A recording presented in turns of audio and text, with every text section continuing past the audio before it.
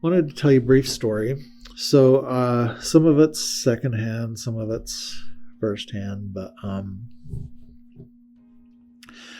our Relief Society president in our ward, who's my neighbor, called the Elders Quorum president in the ward, who's a really great guy, who called our home teacher, who's also a really great guy, and said, "Get over there, they need blessings.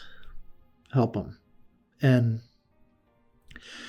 so we thought they were going to come over the other night, and I was really pressed for time. I went from work to the hospital to visit with my kid, and then had to come home, take my other kid to a fireside, and we were thinking they would come over afterwards.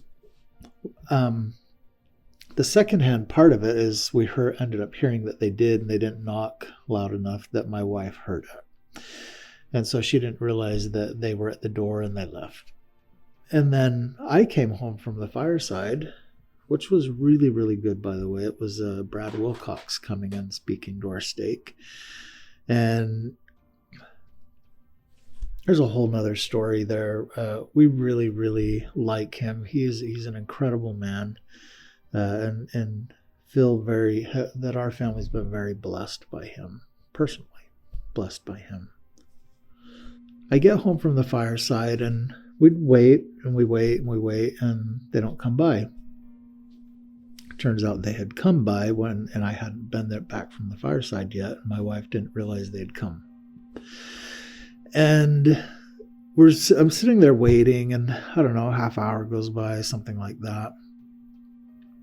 And next thing you know, there's a knock at the door, and I go answer the door, and it's our old bishop, who's now in the stake presidency. And he said, "I was just walking by, and I thought I would come and visit you for a minute." And we invited him in, and we talked to him about some of the struggles that we're having, and we're experiencing with our kids some mental health problems, and they've been challenging the last couple of weeks and months, and ultimately like the last year. It is, and they feel like they've compounded, and I don't know what we're going to do, but we've hoped and prayed that we'll make the right decisions, and our kids will get the help that they need and all of that. Anyhow, he was gracious enough to sit and listen as we laid everything out, so he'd kind of know what was currently happening with us. And before he left, I asked him if he would help me give my wife a blessing, and he said that he would. And we gave her a blessing, and thanked him for coming, and he left. And I sat down with my wife, and we're talking about how strange it was that he came by instead of the Elders Quorum and president and ministers. And we're sitting there talking about it briefly, and then all of a sudden there's another knock at the door. And I go back and I answer the door, and he's there again, our old bishop, who is now in the stake presidency. And he said, "I think you need a blessing as well. Would you like one?" And I said yes. And he proceeded to give me a blessing. I just wanted to express my gratitude for such amazing people that are around me. More or less, the priesthood to show up and give us a blessing, and the priesthood showed up and gave us a blessing, and he had no idea the others were actually coming to do that. He felt prompted to come over and do it. And he didn't know the others didn't come, or that even they were supposed to come, or any of that. It was a neat experience. It really was. And I felt blessed, and I know that my wife felt blessed. And ultimately, it doesn't always happen, but it's funny.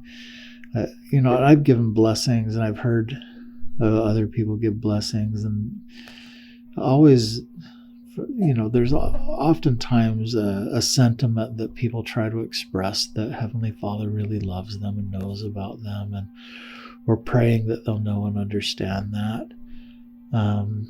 But that actual action and events that transpired that particular evening, that individual, our old bishop, I could probably count on one hand the number of times he's voluntarily just showed up at our house, and it's probably one hand, just the fingers, maybe one hand and just a couple of the fingers, that he's in the 6 or 7 years or however many years it's been that we've lived there.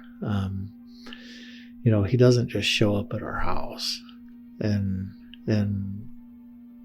so I thought, as I've contemplated it, I think he was very inspired to show up when he did. And I do think that it was, when I look at it through spiritual eyes, that he was inspired. And it was an example of Heavenly Father knowing and understanding who we are and wanting us to know that. So it's great.